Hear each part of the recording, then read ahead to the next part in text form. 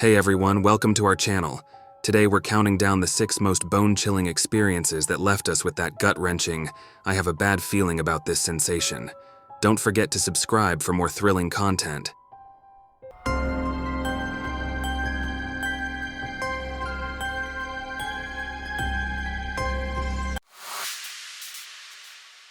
We have an old abandoned mental institution in my hometown that is low-key and infamous for ghost hunter shows, mostly YouTube-based ones. Growing up there, you just hear so many stories about it, and naturally, us teenagers decided to go out there. It's a big 4-story, if you count the basement, plantation-style building in a field at the end of the road.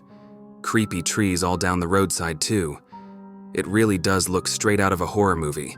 The road is pretty long too. There are no lights, so it really builds up that suspense, except we went there multiple times and absolutely nothing happened, obviously, and we'd just walk around and check stuff out, except for the last time I went. I don't know why, but on our 10th-ish visit to the building, every single person in my friend group got a gut-wrenching feeling the second we stepped into the road and stared down it into the darkness.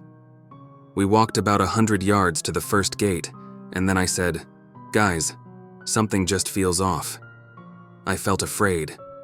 I felt like there was a very intense evil waiting at the end of that road. I felt like there was someone watching me from the inky darkness that I couldn't see. Every single one of my friends said they felt the same way. We packed it up and left. A few weeks later, my friends went again, but I refused to go. I'd been there and done that, and the experience I had had last time was unsettling enough for me to call it quits. They went, and they had a ton of very weird shit happen to them, including recording what was almost certainly a squatter running across the floor above them. Nothing too crazy ended up happening, but to this day, I have never felt a presence like that. I was working on a turtle conservation project in Cyprus several years ago. It's a remote beach, out of the way and in the middle of the night. We've got a nest that's hatching, and all the hatchlings are collected into a bucket. They're kept in the center for a year, then released with a much higher chance of survival. Anyway, I've got the full bucket of turtle hatchlings, and they need to get back to the center. It's a 20-minute walk in the pitch black along the beach. There are some other nests looking promising, so the other volunteers stick around as I head off. About halfway along the beach, my head torch dims massively. The batteries are nearly dead. Well, suddenly this beach is much spookier than it was before. Then I hear a noise in the dunes. I look over, and in the dim light of my torch, I see nothing. Then a pair of bright, shining eyes appear at the top of a dune. I can see the silhouette of the dune against the stars, but I can't see the shape of the thing with the eyes. Then they start moving down the dune. They don't move like humans. They are definitely animals of some sort. As they get closer, these bright white eyes start shining more and more, until I can finally see a huge black shape around them. My knees have locked. I couldn't move if I wanted to, and I couldn't outrun the thing anyway. At this point, I accepted that I was about to die. Finally, the monster approaches close enough that I can see it in my tiny bubble of dim glow. It's a dog. That is not a comfort at this point. The thing was a huge black Alsatian but had husky eyes. If it had been a pet dog, it would have been stunning. But it isn't. It's one of the half-starved feral dogs that live wild. The thing is more than half my height and is probably desperate for food. Then I remembered that one of the reasons turtle hatchlings do so badly here is that the dogs dig up a lot of nests. I'm basically carrying a bucket of kibble to this monster. Human brains being what they are, and me being in actual peril of my life for the first time, I decide that if I'm here to do conservation work, there's no way this beast is getting my hatchlings. What you've got to appreciate is the timescale over which this is happening. This enormous beast of a canine is running at me. My circle of light only goes about 2 meters out, so it's fractions of a second. And I shout at the beast. I don't recall what. I don't know if it was even words. I might have barked at it, but by sheer luck, it worked. The thing turned tail and sped back into the dunes. The rest of the walk back to the center took far less than the usual 10 minutes, and the hairs on my neck were prickling the entire time. I was waiting to hear galloping paws and feel teeth around my throat, but I made it back without incident.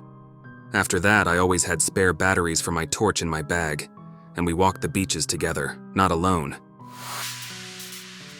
So this was during a holiday in the mountains. We had been staying at a place surrounded by big, beautiful red wood trees, and we had decided we'd go to the snow on the second day, me, my wife, and our 2 kids aged 2 and 6. The morning was spent traveling from the house to the car, packing things in the boot, and on one trip I heard a thud-crack type noise, like the sound of someone kicking wood. But I didn't see anyone around, so I continued loading the car. So we're all in the car now, in the driveway, and my wife realizes we forgot the sunscreen. She grabbed the house keys, got out of the car, and ran into the house. While she was gone, I just had a thought. I should move the car back. It's too close to the gate, I should move it back so she can get back in. It makes no sense. She got into and out of the car by herself, so there was enough space. But at the time, I followed the thought and moved the car back. Not very far, less than 5 meters. And then shortly after putting the car into park, I saw the big redwood tree, whose trunk at its base was around 150 centimeters in diameter, taller than a 2-story house, coming crashing in front of me. The trunk landed right in front of the car, and a branch landed on top of the bonnet and shattered the windscreen. I got out of the car and saw the red wood tree had essentially split at ground level. It demolished the neighbor's cast iron fence and cut off power to multiple homes as it fell, and the bulk of the tree trunk landed right at the center of where the car had been, until a few minutes previously parked. We still check the trees whenever we park now, and I'll recognize that thud-crack noise now if I ever hear it again. I was running at a park when I saw this tiny blue truck pass me, and I thought they were watching me in their rearview mirror. I kind of just got the creeps. But then I told myself I watch too many crime TV shows, chill out, etc. I tend to spook myself. About 10 minutes later, I noticed the truck passing me again. The park is circular in shape with a one-way road. This meant that they drove all the way around and came back into the park. Okay, now I was nervous. I slowed down to a jog to give more distance between the trucks and then eventually paused. Then this lady comes from behind me.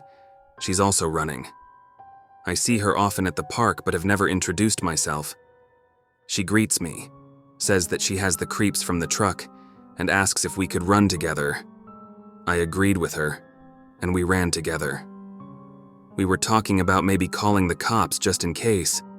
Up the hill, we noticed a cop on a bike, and we ran to him. He talked with us and took down the plates. He had another cop come and pull the truck over since other people in the park had already reported the truck. So I'm glad someone else in the park reported the truck and said something. I guess the truck had been looping the park several times and slowing down by female runners. I am super grateful that the lady asked to run with me. Who knows what would have happened if either of us were alone or didn't happen to pass each other. The cops helped us to our cars and escorted us out of the park. Anyway, not sure what happened to the truck, dude, but I was glad to be around people and glad to have help. I build gas lines by trade for the union, anything from 1-inch diameter pipe all the way up to 48-inch diameter pipe, and I have lived and worked in almost every state east of Texas. 1 year ago, we were building a station for a liquid natural gas storage facility. The natural gas would flow into a compressor station, liquefy the gas, and then flow through the pipeline and into the storage tanks. These billion cubic foot storage tanks, multiple of them, were truly a sight to behold. My job would be equivalent to that of a crew manager, just with different jargon. This particular day, I had all the welders I could possibly get. The welding foreman pulled guys from other crews just for this one day, because this was kind of a critical project, so everything is going fine.